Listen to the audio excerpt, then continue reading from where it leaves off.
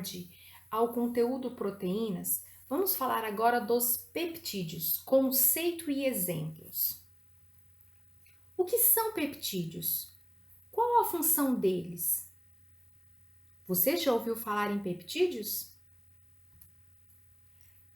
Peptídeos são formados pela união de aminoácidos, assim como as proteínas, tá? Mas existem alguns autores adotam alguns critérios, né, como eu havia falado para vocês anteriormente, para distinguir um peptídeo de uma proteína. Mas algumas disciplinas ou áreas, como a fisiologia, peptídeos são considerados como se fossem proteínas, não fazem essa separação. Aqui, por exemplo, nós temos aqui 2 aminoácidos unidos, nós temos um peptídeo. Só que esse peptídeo é chamado de dipeptídeo, 2 aminoácidos. Quando são 3 aminoácidos unidos, nós temos um tripeptídeo. Quando são 4 aminoácidos, nós temos um tetrapeptídeo. Até 100 aminoácidos nós chamamos de peptídeo. Acima de 100 aminoácidos, nós temos as proteínas, que podem ser formados por uma cadeia polipeptídica, que tem mais de 100 aminoácidos, ou por mais de uma cadeia polipeptídica. Vamos falar mais sobre isso na próxima videoaula. Vamos retomar aqui o início do processo, falar da ligação covalente que vai existir na união de 2 aminoácidos, tá? Então, aqui eu gostaria que vocês, mais uma vez, observassem a estrutura de um aminoácido. Esse aqui é o carbono alfa, tá? Então, ele tem aqui o grupo amino, o radical e aqui o seu grupo carboxila. E aqui o hidrogênio, tá? Então, hidrogênio, grupo carboxila, grupo amino e radical. Quando este aminoácido se une com o segundo aminoácido, nós temos também que observar o que está aqui. Olha aqui, esse aqui é o grupo carboxila, tá? Só que agora ele está representado de outra maneira, que era C dupla O menos, aqui é COO menos, é a mesma coisa. O radical, e aqui está o grupo amino, tá? Esse grupo amino aqui é a mesma coisa de H3N+, só que aqui está representando, né, as ligações entre os átomos de hidrogênio. Aqui não não era possível visualizar, mas aqui já está mostrando, tá? Então, ó, esse aqui é o carbono alfa, ligado grupo carboxila, grupo amino, hidrogênio e radical. Agora vamos falar como que acontece a ligação peptídica. A ligação peptídica vai acontecer quando o grupo carboxila do aminoácido número 1 vai reagir com o grupo amino do aminoácido número 2, tá? Vai haver a saída de água, H2O, então ocorreu uma desidratação, uma reação com saída de água, e esse carbono, nós estudamos na aula introdutória que o carbono ele é tetravalente, então ele faz 4 ligações covalentes, porque ele é da família 4A, ele quer estar estável. Então, aqui, quando esse oxigênio sair, nós vamos ter somente 1, 2, 3. Então, o que vai acontecer é que esse carbono vai reagir agora, né? Vai compartilhar um par de elétrons com esse nitrogênio do grupo amino. E é justamente esse risco aqui que eu estou fazendo, que é esse aqui, ó, tá? Então, vamos recapitular. O grupo carboxila do aminoácido número 1 vai interagir com o nitrogênio do grupo amino do aminoácido 2, com saída de água. Então, o carbono da carboxila de um aminoácido vai fazer uma ligação covalente com o nitrogênio do grupo amino do outro aminoácido, surgindo aqui, o que está em vermelho, que eu estou colocando aqui, a nossa ligação peptídica. Então, ligação peptídica. É a ligação covalente que une o carbono da carboxila do aminoácido 1 com o nitrogênio do grupo amino do aminoácido 2. Então, aqui, ó, pessoal, isso aqui é o aminoácido 2, né? E esse aqui é o aminoácido 1. Então, aminoácido 1 mais aminoácido 2 tem uma ligação peptídica. E se a gente tivesse 3 aminoácidos? 2 ligações peptídicas. Então, a quantidade de ligação peptídica é o número de aminoácidos menos 1. Então, se eu tenho 2, 2 menos 1, 1. Se eu tenho 3 aminoácidos, 3 menos 1, 2. E agora nós vamos falar dos exemplos de peptídeos. Então, aqui nós temos o aspartame, tá? Que é conhecido como adoçante, né? Quem já não viu um aspartame? Não estou querendo estimular o uso de adoçante, não, pessoal. Eu só estou mostrando aqui para vocês que tem aspartame, que é um peptídeo formado por aminoácidos, por 2 aminoácidos, que tem função de estimular as nossas papilas gustativas, dando um sabor doce, né, para os alimentos que contêm aspartame. Se é gostoso, se não é, aí já é o paladar de cada um. Existem outros adoçantes, né, mais saudáveis? Existe. Esse aspartame, vocês vão estudar na genética, ele deve ser evitado por pessoas que têm fenilcetonúria, justamente porque tem um aminoácido chamado fenilalanina. Quem quiser estudar mais sobre fenilcetonúria, é só pesquisar no Google acadêmico ou por meio de artigos. Aqui nós temos um aminoácido ligado ao outro. Então, professora, mas aonde está o aminoácido? Nós temos que identificar aquela estrutura básica, tá? Que todo aminoácido tem. Olha, uma coisa também que já está ajudando é isso aqui, ó. Essa aqui é a ligação peptídica. C-O-NH. Então, aqui está a ligação peptídica. Então, esse aqui era o grupo carboxila desse aminoácido de cá. Então, olha, aqui está o hidrogênio, aqui está o grupo carboxila, aqui está o radical, grupo R, e aqui está o grupo amino. Então, ó, o carbono ligado ao hidrogênio, carboxila, grupo amino e radical. E aqui, ó, hidrogênio, tá? O grupo amino, aqui o grupo R e aqui o grupo carboxila, tá? Então, esse é um exemplo de um peptídeo, o aspartame, que é a união do aspartato com a fenilalanina. Já a glutationa é um outro peptídeo, só que ele é formado pela união de 3 aminoácidos. Como que você sabe, professora? Eu estou olhando aqui, ó, C-O-NH. Então, essa aqui é uma ligação peptídica. C-ONH, essa aqui é uma outra ligação peptídica. Então, ó, são 3 aminoácidos, ó. Aminoácido 1, aminoácido 2 e aminoácido 3. Opa, desculpem aqui. Aminoácido 3. Deixa eu mudar aqui a cor. Vou botar um azul. Então, se vocês analisarem melhor, vocês vão estar vendo os grupamentos. Olha, esse aqui, ó, é um grupo R, do aminoácido do meio, que é a cisteína, tá? Aqui, ó, nós temos o grupo amino, 2 hidrogênios e o grupo carboxila. Então, a cadeia lateral desse aqui é hidrogênio, é quem? A glicina. Esse aqui, ó, nós temos aqui, ó, uma cadeia lateral, tá? Que tem carboxila. E essa cadeia é o ácido glutâmico. Então, o que eu achei mais fácil foi você primeiro identificar, ó, C-ONH, a ligação peptídica. C-ONH, ligação peptídica. Lembrando que essa ligação, por mais que ela seja simples, ela tem caráter duplo. Isso gera uma certa rigidez na ligação entre carbono e nitrogênio, tá? E esses 4 átomos aqui, ó, o C-ONH, eles estão localizados no mesmo plano, o que dá uma certa rigidez para a molécula. Nesses pontos, tá? E o restante é flexível, por isso que a proteína consegue se enovelar. Nós vamos falar sobre isso num próximo momento, quando a gente for falar sobre a estrutura das proteínas.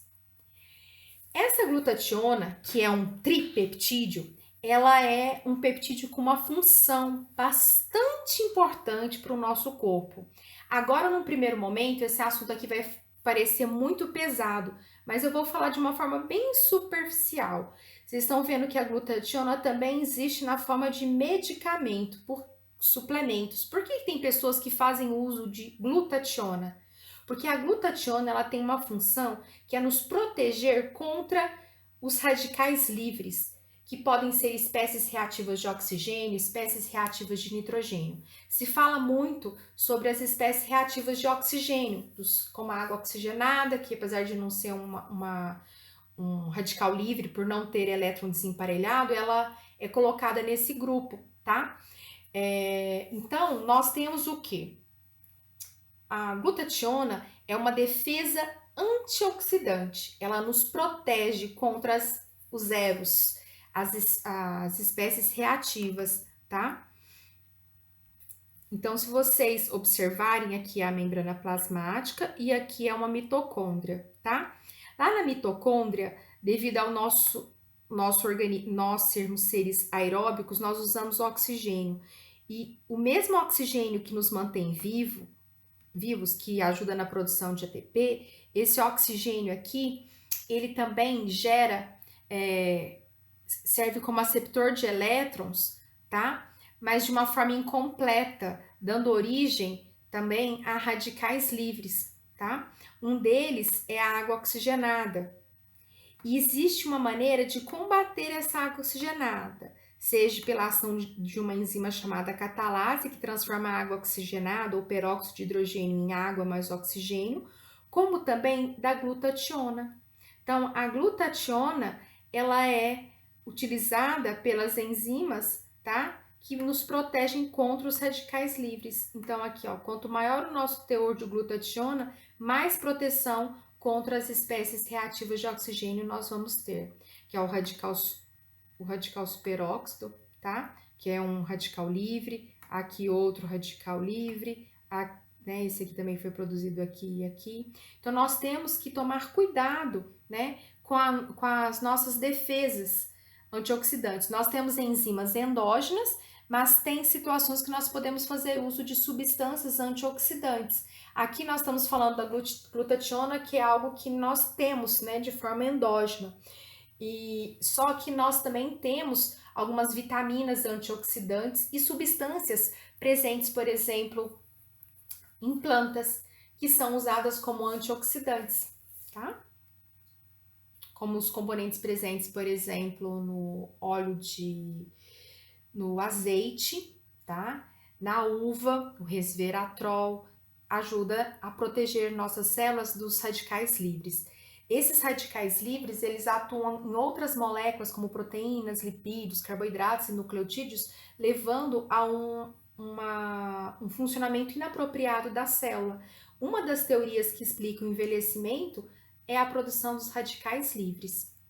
Existem alguns casos de doenças onde esses radicais livres estão expressos em maior quantidade, como em casos de hipertiroidismo, em casos de síndrome de Down ou trissomia do 21, que é onde eles têm uma expressão muito maior de radicais livres e assim por diante. Um outro exemplo de peptídeo conhecido por vocês é a ocitocina, né? Já é um peptídeo maior do que os anteriores, que foi di e tripeptídeo.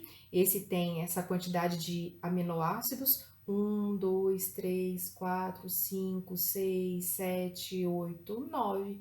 Por isso que é importante saber que os aminoácidos são representados por letras, tá? Por abreviaturas de uma letra maiúscula e duas minúsculas, porque você pelo menos sabe contar. Você pode até não decorar qual é o nome cisteína. Professora, o que é essa linha vermelha? É para mostrar que essa cisteína reage com essa cisteína formando uma ponte de sulfeto. E essa ponte de sulfeto, que é uma ligação covalente, ela ajuda a manter a estrutura, né, das moléculas. E a ocitocina, pessoal, vamos falar sobre ela. Ela é usada para promover as contrações musculares uterinas, tá? Durante o parto, de forma natural, nós produzimos a ocitocina, mas quando esse parto ele não se inicia, ou ele se inicia, mas gostaria de se ajudar pode ser utilizado por administração, né, intravenosa de ocitocina. Aqui eu já trouxe uma ocitocina que, para minha surpresa, é um spray nasal, tá? Eu optei por procurar uma de uma marca conhecida, porque inicialmente eu estava achando que era algo não usado com fins científicos para algumas questões relacionadas como o prazer, né, na sexualidade. Mas também o spray nasal com ocitocina, ele é um hormônio peptídico que, quando administrado na narina, ele vai ser absorvido e ele passa pela barreira hematoencefálica. E sabe-se que a ocitocina, ela ajuda as pessoas a desenvolver apego e empatia e a modular a sensibilidade ao medo, tá? Então, eu encontrei alguns relatos, né, na literatura falando do uso da ocitocina nasal para situações como autismo, esquizofrenia e aquele negocinho lá, como que fala? Quando a pessoa tem síndrome do pânico, tá? Mas foi a primeira vez que eu encontrei esse relato nesse meu pequeno estudo de algumas horas. Eu ainda estou buscando essa informação do uso da ocitocina para os autistas, porque eu nunca havia ouvido falar sobre isso, tá? Mas geralmente a ocitocina, né, a gente ouve falar das suas funções como contração muscular uterina, que ele ajuda, a ocitocina ajuda a reduzir o sangramento durante o parto, tá? Então pode ser administrado, porque aí tem uma contração e isso diminui o sangramento, a perda de sangue, e estimular a liberação do leite materno. Eu sabia que quando um bebê ele é colocado para mamar, né? E tem toda essa troca, esse contato, mais ocitocina é liberado no organismo, estimulando a produção maior de leite materno. E para minha surpresa nessa pesquisa, nessa pequena pesquisa que eu fiz, também tem o uso do spray nasal para estimular a produção do leite materno, né? Em algumas mães. Mas eu nunca tinha ouvido falar sobre esse emprego, pessoal. Então, assim, estou trazendo como curiosidade para vocês. A gente precisa fazer uma investigação melhor para se confirmar todos esses usos, né? Se pode usar, qualquer mãe pode fazer o uso desse spray nasal, mas eu acredito que tá aqui, ó, venda sob prescrição médica. E essa questão do uso, né, das relações entre as pessoas, justamente por a ocitocina agir ali no sistema nervoso central. Por que autismo? Porque as pessoas com autismo geralmente têm dificuldades na relação social. Então, o uso da ocitocina, ela gera uma empatia maior, então vai ajudar nessas relações sociais para que elas aconteçam, nessa interação social. E o último peptídeo que nós vamos estar falando agora, tá? É a insulina. Mas existem outros hormônios peptídicos, como o glucagon, que é um hormônio que trabalha de forma antagônica à insulina, que vocês vão estudar na fisiologia humana, assim como outros hormônios produzidos pelo hipotálamo e pela hipófise, tá? Que são hormônios de natureza peptídica, ou seja, são formados por aminoácidos. Mas e os hormônios que não são peptídicos? Por exemplo, nós temos hormônios lipídicos, tá? Então, aqui eu estou reforçando só a natureza peptídica de alguns. E como exemplo, eu trouxe a insulina, tá? Então, a insulina, ela é um hormônio produzido pelo pâncreas e é formado por aminoácidos. Aqui nós temos ela tem duas cadeias, a cadeia B, que tem 30 aminoácidos, sempre lembrando que tem as extremidades, olha, amino e carbox, carbox e amino. E aqui, ó, SS é a ponte de sulfeto entre a cisteína. A cadeia lateral dessa cisteína reagiu com a cadeia lateral dessa outra cisteína, formando essa ligação covalente onde eu tô colocando a seta, né? S, ponte de sulfeto, S. Então, ponte de sulfeto, outra ponte de sulfeto, outra ponte de sulfeto. Então, nós temos 3 pontes de sulfeto na estrutura da insulina. E essa cadeia A, com 21 aminoácidos, ela tem um grupo amino aqui e o grupo carboxila aqui.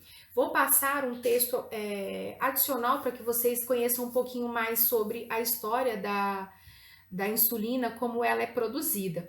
Mas a princípio, né, reforço aqui que a insulina ela é produzida pelo pâncreas, tá? Pelas células beta. O glucagon, que é o hormônio peptídico também, é produzido também no pâncreas, mas pelas células alfa, assim como tem o outro hormônio aqui produzido pelas células delta. O pâncreas possui tanto células exócrinas quanto endócrinas. E aqui, ó, é uma célula, tá? Essa célula aqui, ela é a célula beta do pâncreas, né? Então, como nós vimos, as células beta produzem insulina. Mas como que o pâncreas sabe que tem que liberar insulina? Geralmente, né, o que a gente observa é que a insulina ela é liberada para uma pessoa saudável após refeição. Então, o pâncreas vai perceber que tem muita glicose na corrente sanguínea e vai liberar a insulina. Mas como isso acontece? Por um processo metabólico, por reações químicas que acontecem dentro das células. Então, aqui eu vou mostrar esse passo a passo nessa figura retirada do livro do Leininger, tá? Então, nós temos aqui, ó, a glicose na corrente sanguínea, vai chegar lá no pâncreas, né, que tem os vasos que nutrem o pâncreas. Essa glicose vai entrar dentro da célula beta pancreática, aumentando, né, aqui tem que passar por dentro de uma proteína transportadora. Essa proteína transportadora de glicose em questão, ela recebe um nome especial, ela recebe o nome de GLUT2. Ah, professora, tem GLUT1? Tem. Tem GLUT3? Tem. Então, a GLUT2 é uma proteína transportadora localizada na membrana plasmática das células beta-pancreáticas que permite a entrada de glicose. Essa glicose vai sofrer ação de enzimas e vai passar por uma cascata de reações químicas que nós vamos estudar futuramente. E essa glicose vai aumentar, né, quando ela sofrer o que nós chamamos de oxidação, ela vai aumentar a produção de ATP.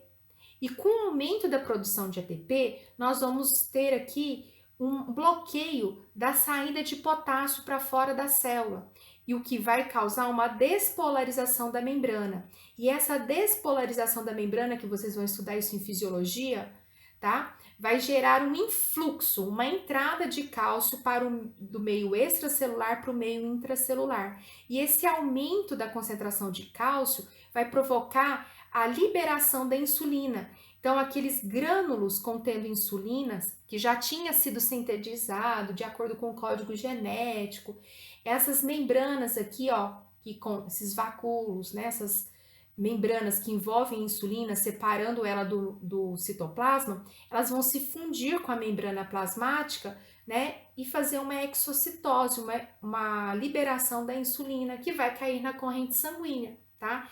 E aí vou mostrar aqui para vocês um vídeo para vocês verem essa importância que a insulina possui, para a gente finalizar a aula de agora. Esqueci